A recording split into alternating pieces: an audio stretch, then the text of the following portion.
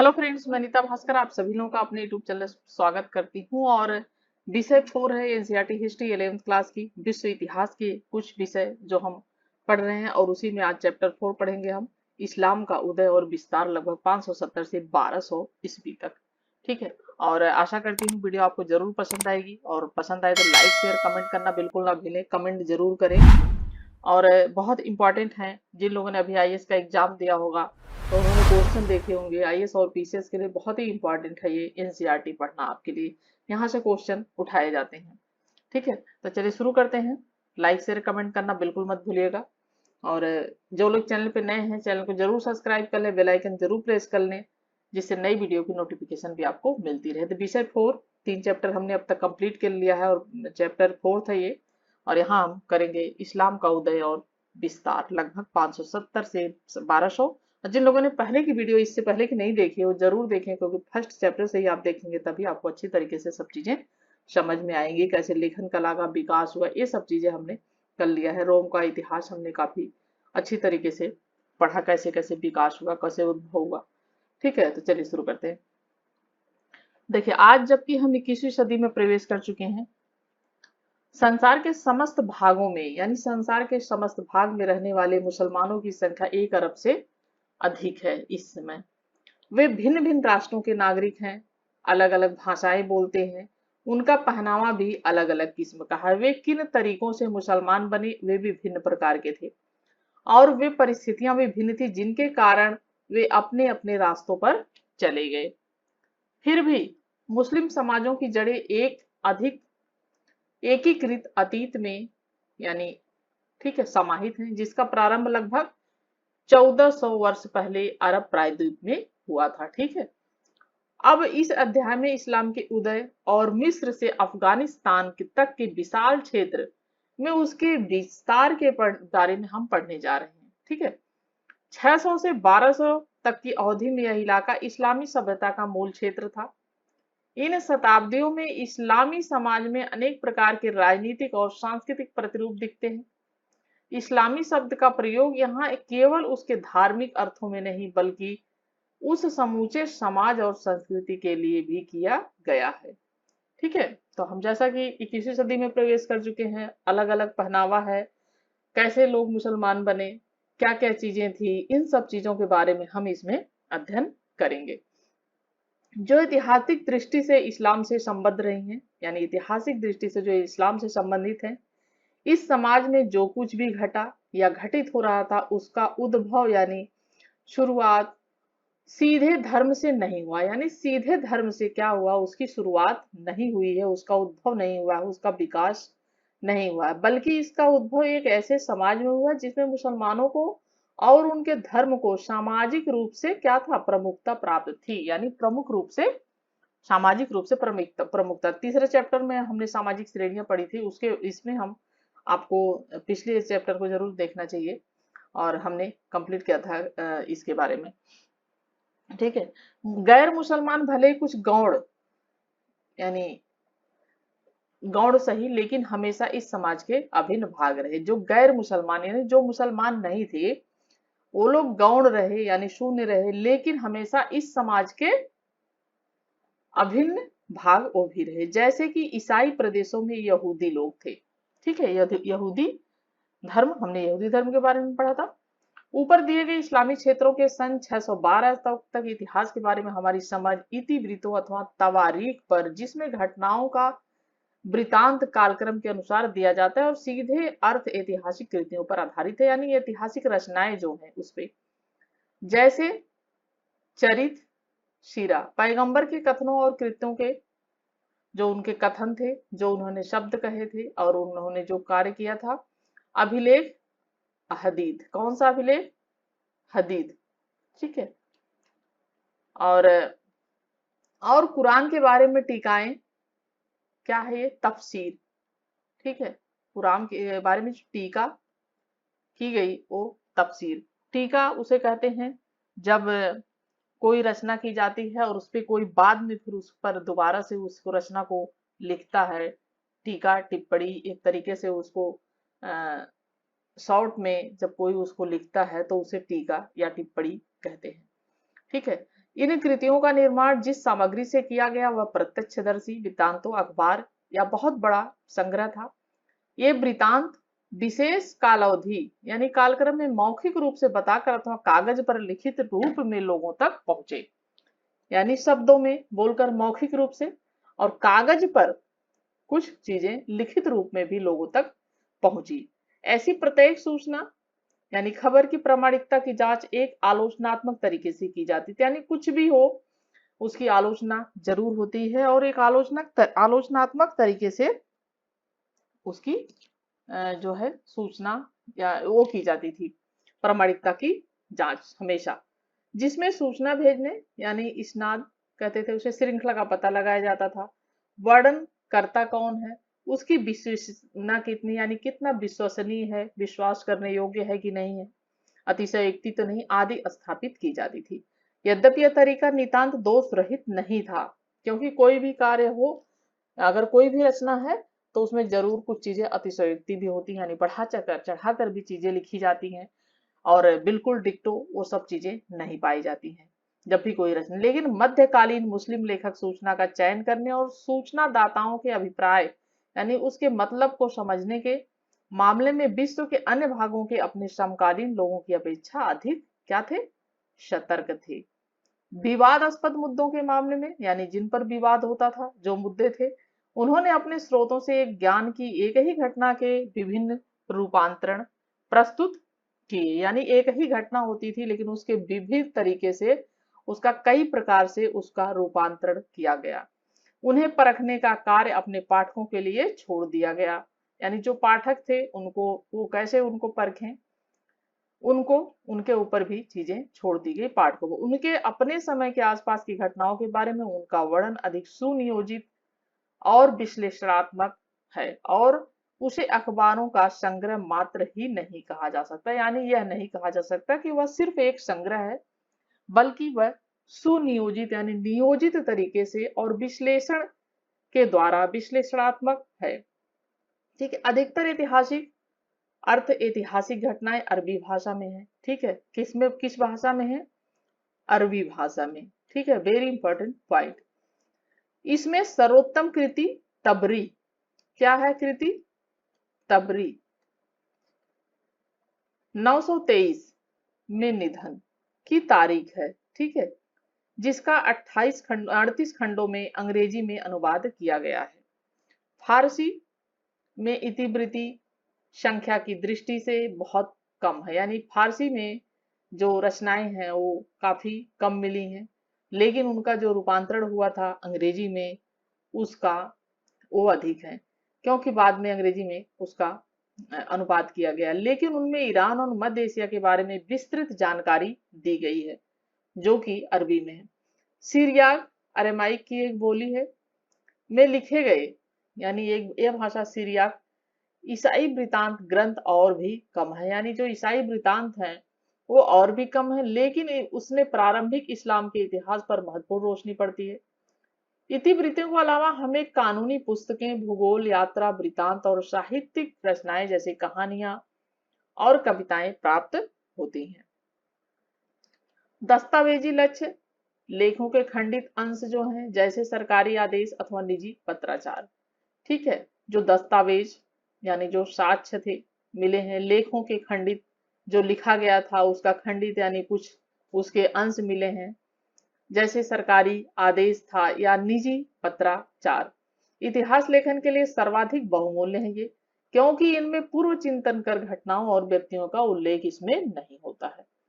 लगभग समूचा यानी सभी साक्ष्य यूनानी और अरबी पैपायरस जो प्रशासनिक इतिहास के लिए बढ़िया है और गेनिजा अभिलेखों से प्राप्त होते हैं। किन अभिलेखों से प्राप्त होते हैं, अरबी पैपायरस और गेनिजा अभिलेखों से प्राप्त होता है। कुछ साक्ष्य पुरातत्वीय उजड़े महलों में की गई खुदाई, यानी जो महल जर्जर हो चुके थे, उजड़ चुके थे, उनकी खुदाई की गई पुरातात्विक विदों द्वारा, उससे बहुत सारी जानकारी मिली। उसके अलावा मुद्रा शास्त्र यानी सिक्कों का अध्ययन और पुरालेखी यानी शिलालेख जो थे, जो पत्थर की शिलाओं पर लिखे जाते थे, बड़े बड़े पत्थर पर लिखा जाता था वो। और हमने पहले शुरुआत में पढ़ा था कि मिट्टी की, कच्ची मिट्टी की, गीली मिट्टी जो होती, चिकनी मिट्टी, ये उस पर भी चीजें लिखी जाती थी। एक नरकट होता था जिससे खुरच कर उससे लिखा जाता था नुकीला बना के। उसी तरीके से ये पत्थर पे चीजें जो लिखी गई उनका अध्ययन स्रोतों से उभर कर ये चीजें सामने आती हैं, क्योंकि ये मिटी नहीं। ये आर्थिक इतिहास, कला इतिहास, नामों और तारीखों के प्रमाणीकरण के लिए बहुत ही मूल्यवान है, यानी बहुमूल्य है। सही मायने में इस्लाम के इतिहास ग्रंथ लिखे जाने का कार्य 19वीं शताब्दी में जर्मनी और नीदरलैंड के विश्वविद्यालयों के प्रोफेसरों द्वारा शुरू किया गया है। यानी कहाँ के लोगों ने शुरू किया? जर्मनी और नीदरलैंड के विश्वविद्यालय के जो प्रोफेसर थे उन्होंने इस्लाम धर्म के बारे में ऐतिहासिक ग्रंथ लिखने का कार्य उन्होंने शुरू किया। ठीक है। मध्य पूर्व और उत्तरी अफ्रीका में औपनिवेशिक हितों में फ्रांसीसी और ब्रिटिश शोधकर्ताओं को भी इस्लाम का अध्ययन करने के लिए प्रोत्साहन मिला। ईसाई पादरियों ने इस्लाम के इतिहास की ओर बारीकी से ध्यान दिया और कुछ अच्छी पुस्तकें लिखी, जो ईसाई पादरी थी। हालांकि उनकी दिलचस्पी मुख्यतः इस्लाम की तुलना में ईसाई धर्म करने में रही। ठीक है। ये विद्वान, जिन्हें प्राच्यविद, ठीक है, कहा जाता है, और अरबी और फारसी के ज्ञान के लिए ये मूल ग्रंथों के आलोचनात्मक विश्लेषण के लिए ये प्रसिद्ध हैं। ठीक है। और अरामेइक, हिब्रू और अरबी से संबंधित भाषा है। अशोक के अभिलेखों में भी इसका प्रयोग मिलता है। अरामाइक का प्रयोग अशोक के अभिलेखों में मिलता है। ठीक है। और जिन्होंने आगे चलते हैं, इग्नाज गोल्डहिजर हंगरी के एक यहूदी थे, जिन्होंने काहिरा के इस्लामी कॉलेज अल अजहर में अध्ययन किया और जर्मन भाषा में इस्लामी कानून और धर्म विज्ञान के बारे में नई राह दिखाने वाली पुस्तकें लिखी। और जर्मन भाषा में इस्लामी कानून और धर्म विज्ञान के बारे में नई राह दिखाने वाली भी पुस्तकें लिखी। इस्लाम के 20वीं शताब्दी के इतिहासकारों ने अधिकतर प्राच्यविद जो थे, यानी प्राचीन शिक्षाविद जो थे, की रुचियों और उनके तरीकों का ही अनुसरण किया है। उन्होंने नए विषयों को शामिल करके इस्लाम के इतिहास के दायरे का क्या किया है? विस्तार किया है। ठीक है। यानी उन्होंने उसमें जो प्राचीन थे विद, उनके उसमें क्या किया है? उन्होंने नए विषय भी उसमें शामिल करके उसका जो दायरा था उसका क्या किया है? उसका विस्तार किया है, उसे और अधिक बड़ा किया है। और अर्थशास्त्र, मानव विज्ञान और सांख्यिकी जैसे संबंध विषयों का इस्तेमाल करके प्राच्य अध्ययन करके, यानी प्राचीन अध्ययन के बहुत से पहलुओं का क्या किया गया है? परिष्करण किया गया है। इस्लाम का इतिहास लेखन इस बात में का एक अच्छा उदाहरण है कि इतिहास के आधुनिक तरीकों का इस्तेमाल करके इस बात का एक अच्छा उदाहरण है कि इतिहास के जो आधुनिक तरीकों के इस्तेमाल करके धर्म का अध्ययन किस प्रकार किया जा सकता है, ऐसे लोगों द्वारा जो स्वयं अध्ययन करने वाले धर्म के अनुयायी न हो। यानी किस प्रकार से तरीकों का इस्तेमाल करके धर्म का अध्ययन किस प्रकार किया जाता है, और ऐसे लोग जो स्वयं भी अध्ययन करने वाले हों और धर्म के वो अनुयायी भी न होते हों। ठीक है। इस संदर्भ में कहा जा सकता है कि कबीले रक्त संबंधों, वास्तविक या काल्पनिक पर संगठित समाज होते थे। अरबी कबीले वंशों से बने हुए होते थे अथवा बड़े परिवारों के समूह होते थे। गैर रिश्तेदार वंशों का गढ़े हुए वंशक्रम के आधार पर इस आशा के साथ आपस में विलय होता था कि नया कबीला शक्तिशाली होगा। जो गैर अरब व्यक्ति होता था उसे क्या कहा जाता? जो अरबी नहीं होता था उसे मवाली कहा जाता था। कबीलों के प्रमुखों के संरक्षण से सदस्य बन जाते थे। लेकिन इस्लाम में धर्मांतरण के बाद भी मवालियों के साथ अरब मुसलमानों द्वारा समानता का व्यवहार नहीं किया जाता था और उन्हें अलग मस्जिद में इबादत करनी पड़ती थी। ठीक है। अलग मस्जिदों में वे पूजा पाठ या इबादत करती थी। सन 632 में पैगंबर मोहम्मद ने एक ईश्वर, एक अल्लाह की पूजा करने का और आस्तिकों यानी उम्मा के एक ही समाज की सदस्यता का प्रचार किया। 612 से 632 ईस्वी में पैगंबर मोहम्मद, ठीक है, अरब में इस्लाम का उदय, धर्मनिष्ठा, समुदाय और राजनीति, ये हमारा पॉइंट है। यह इस्लाम का क्या था? मूल था। पैगंबर मोहम्मद क्या थे? सौदागर थे। ठीक है। और भाषा तथा संस्कृति की दृष्टि से क्या थे? वो अरबी थे। संस्कृति की दृष्टि से भी अरबी थे, अरब के थे। और उनकी भाषा भी अरबी भाषा थी। छठी शताब्दी की अरब संघ की अधिकांश अरब प्रायद्वीप और दक्षिणी सीरिया और मेसोपोटामिया के क्षेत्रों तक क्या था, सीमित थी। अरब लोग कबीलों में बटे हुए थे। जो अरब लोग थे वो करीब कबीलों में बटे थे। प्रत्येक कबीले का नेतृत्व एक शेख द्वारा किया जाता था, जो कुछ हद तक पारिवारिक संबंधों के आधार पर, लेकिन ज्यादातर व्यक्तिगत साहस, बुद्धिमत्ता, उदारता के आधार पर चुना जाता था। उदारता यहाँ मुरब्बा लिखा हुआ है। प्रत्येक कबीले के अपने स्वयं के देवी देवता होते थे, जो बुतों के रूप में देवालयों में पूजे जाते थे, और उसे क्या कहा जाता था अरबी भाषा में सनम। ठीक है। बहुत से अरबी कबीले खाना बदोश यानी एक स्थान से दूसरे स्थान खाना बदोश, बद्दू यानी बेदुइन होते थे। ठीक है, खाना बदोश होते थे। जो खाद्य खजूर, खजूर बहुत है इसमें प्रचलित, और अपने ऊँटों के लिए चारे की तलाश में रेगिस्तान में सूखे क्षेत्रों से हरे भरे क्षेत्रों, नखलिस्तानों की ओर जाते रहते थे। कुछ शहरों में बस गए थे और व्यापार और खेती का काम करने लगे थे। यानी कुछ तो जो खजूर मुक्त खाद्य पदार्थ इनका खजूर था, और रेगिस्तान के एरिया में खजूर बहुत होता था, और कुछ शहरों में बस गए थे और व्यापार और खेती का काम करने लगे थे। पैगंबर मोहम्मद का अपना कबीला कुरैश मक्का में रहता था। ठीक है, और उसका वहां के मुख्य धर्म स्थल पर क्या था, नियंत्रण था। इस स्थल का ढांचा कैसा था, घनाकार था, यानी घना था। उसे क्या कहा जाता था, काबा।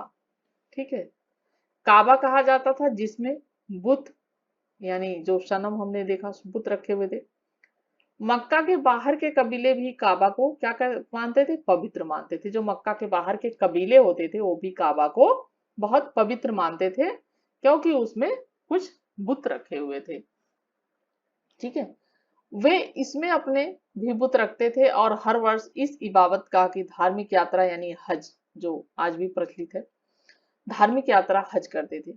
मक्का यमन सीरिया के बीच के व्यापारी मार्गों के एक चौराहे पर स्थित था। कहाँ था स्थित, मक्का यमन और सीरिया के बीच के व्यापारिक मार्ग के एक चौराहे पर था वो स्थित, जिससे शहर का महत्व और भी बढ़ गया, मक्का का महत्व और भी बढ़ गया, क्योंकि सीरिया और यमन के बीच में था।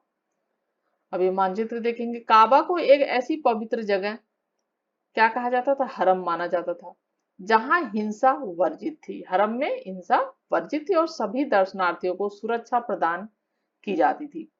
तीर्थ यात्रा और व्यापार ने खानाबदोश और बसे हुए कबीलों को एक दूसरे के साथ बातचीत करने और अपने विश्वासों और रीति रिवाजों को आपस में बांटने का मौका दिया। हालांकि बौद्धवादी अरबों को अल्लाह कहे जाने वाले परमात्मा की धारणा के बारे में अस्पष्ट ही सी जानकारी थी। संभवतः उनके बीच रहने वाले यहूदी और ईसाई कबीलों के प्रभाव के कारण होती थी ऐसा। ठीक है, बहुदेववादी जो थे यानी बहुत सारे देवी देवताओं की पूजा करते हैं, उन्हें बहुदेववादी कहते हैं। अरबों को अल्लाह कहे जाने वाले परमात्मा की धारणा स्पष्ट जानकारी थी।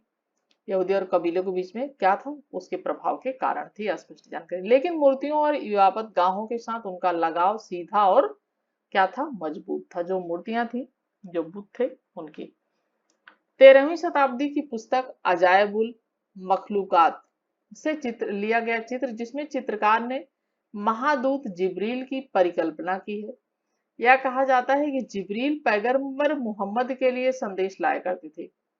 ठीक है, चित्रकार ने महादूत माना है, जिब्रील को परिकल्पना की है, यानी उसकी कल्पना की गई है अपने मन से। और यह कहा जाता है कि जिब्रील पैगंबर मोहम्मद के लिए क्या लाते थे, संदेश लाया करते थे, यह भी माना जाता है। और यह भी कहा जाता है कि वो अल्लाह का संदेश लाते थे उनके पास। यह भी माना जाता है कि जो शब्द उन्होंने सबसे पहले पुकारा वह इकरा बयान करूं था।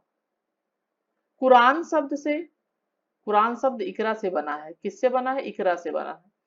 इस्लामी ब्रह्मांड विज्ञान में दूतों को सृष्टि जीवन के 3 बौद्धिक रूपों में एक सा माना जाता है। बाकी तो इंसान और जिन्न भी हैं। ठीक है, जिन्न। 612 के आसपास पैगंबर मोहम्मद ने अपने आप को खुदा का संदेश वाहक रसूल घोषित कर दिया। ठीक है, 612 के बाद उन्होंने क्या कहा कि मैं खुदा का पैगंबर हूँ और संदेश वाहक हूँ। जो खुदा मुझे संदेश देते हैं वो मैं सबके बीच बांटता हूँ। जिन्हें यह प्रचार करने का आदेश दिया गया है कि केवल अल्लाह की ही इबादत यानी आराधना या पूजा की जानी चाहिए। इबादत की विधियां बड़ी सरल थी, जैसे दैनिक प्रार्थना सलात कहते थे, और नैतिक सिद्धांत जैसे खैरात बांटना, चोरी न करना। खैरात बांटना मतलब लोगों को दान दक्षिणा देना, दान करना, और चोरी न करना। पैगंबर मोहम्मद ने बताया कि उन्हें आस्तिकों यानी उम्मा के ऐसे समाज की स्थापना करनी है जो सामान्य धार्मिक विश्वासों के जरिए आपस में जुड़े हुए। इस समाज के लोग ईश्वर के सामने और अन्य धार्मिक समुदायों के समक्ष धर्म के अस्तित्व में अपना विश्वास क्या कहा जाता शहादा प्रकट करते थे अरबी भाषा में। पैगंबर मोहम्मद के संदेश ने मक्का के उन लोगों को विशेष रूप से प्रभावित किया जो अपने आप को व्यापार और धर्म के लाभों से क्या करते थे, वंचित महसूस करते थे, और एक नई सामुदायिक पहचान की राह या बाट देखते थे, रास्ता। जो इस धर्म सिद्धांत को स्वीकार कर लेते थे उन्हें मुसलमान यानी मुस्लिम कहा जाता था। जो इन धर्म का जो ये सिद्धांत था उसे मान लेते थे, एक सिर्फ एक ही देवता की पूजा करते थे, एक ही को अल्लाह मानते थे, तो वो क्या करते थे, वो उन्हें मुस्लिम कहा जाता था।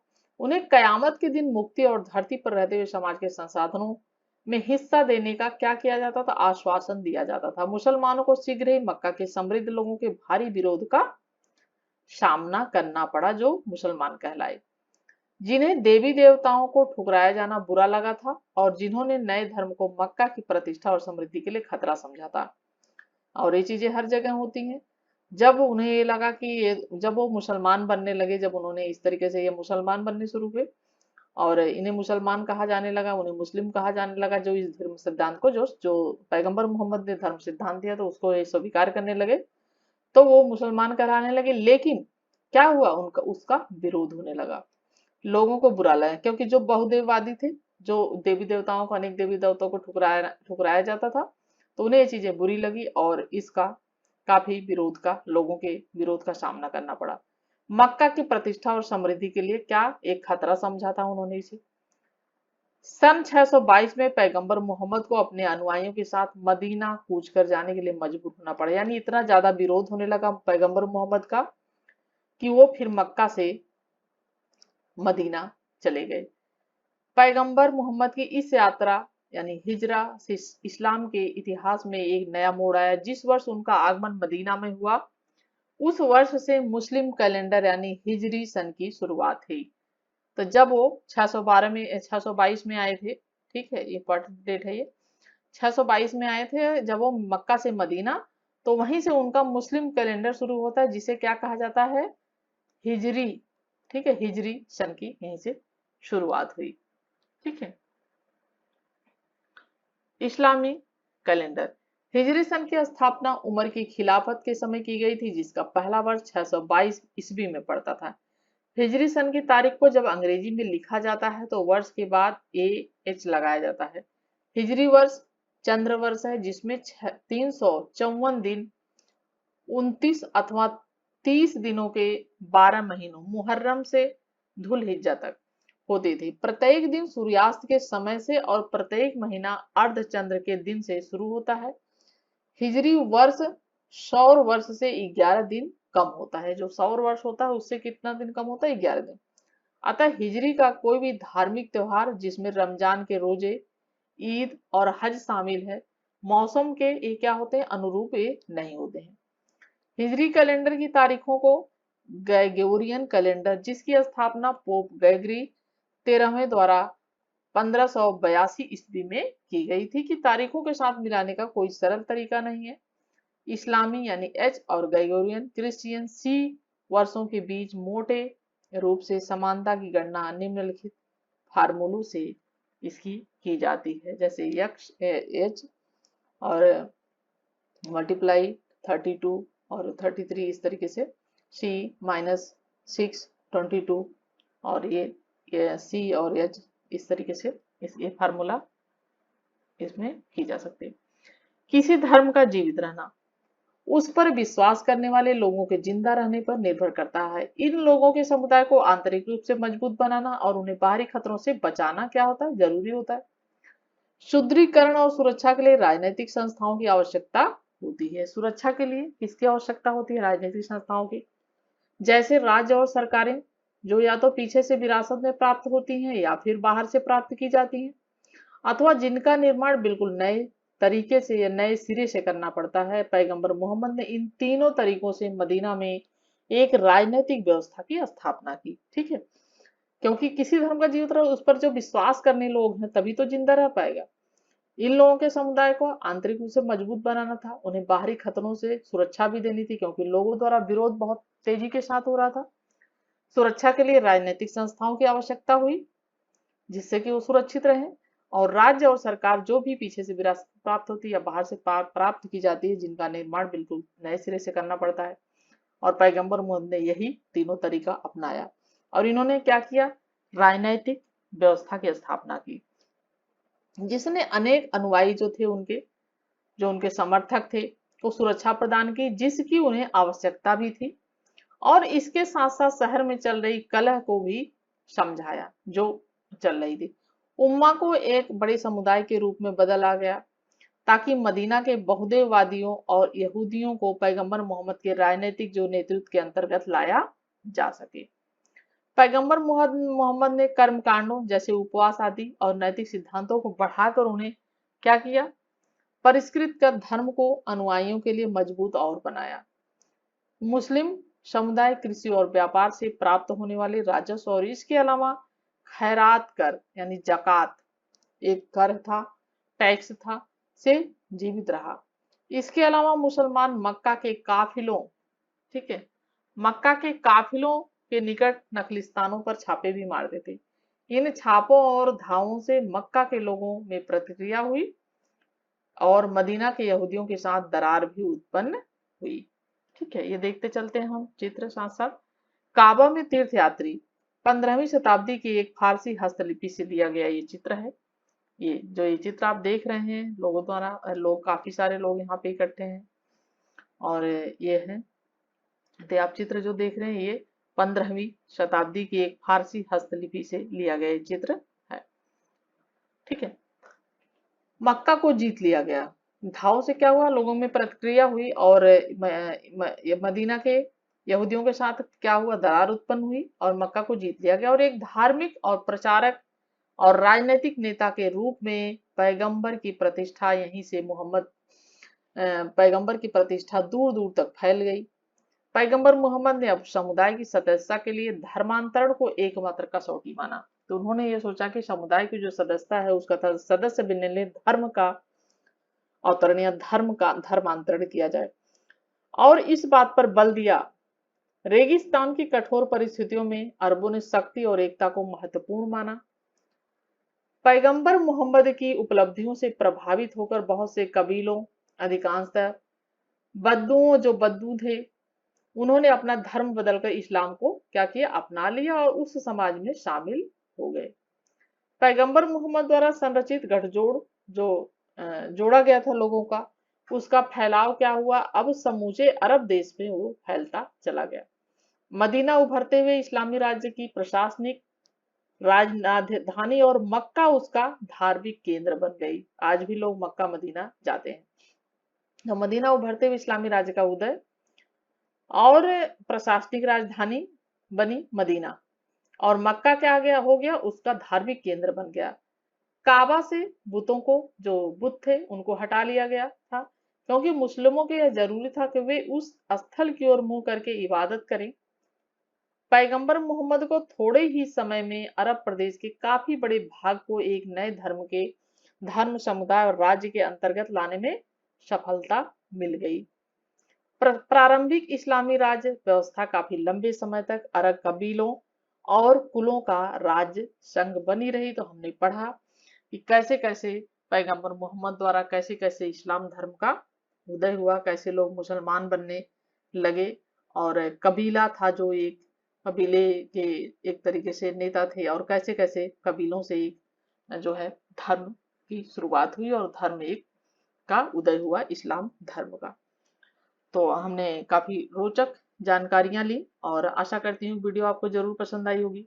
नेक्स्ट वीडियो में मिलते हैं फिर नए टॉपिक के साथ। खलीफाओं का शासन, विस्तार, गृह, युद्ध, संप्रदाय निर्माण, इस टॉपिक के साथ नेक्स्ट वीडियो में मिलते हैं। और पसंद आए तो लाइक शेयर कमेंट करना बिल्कुल ना भूलें, कमेंट जरूर करें। तब तक के लिए thank you for watching video.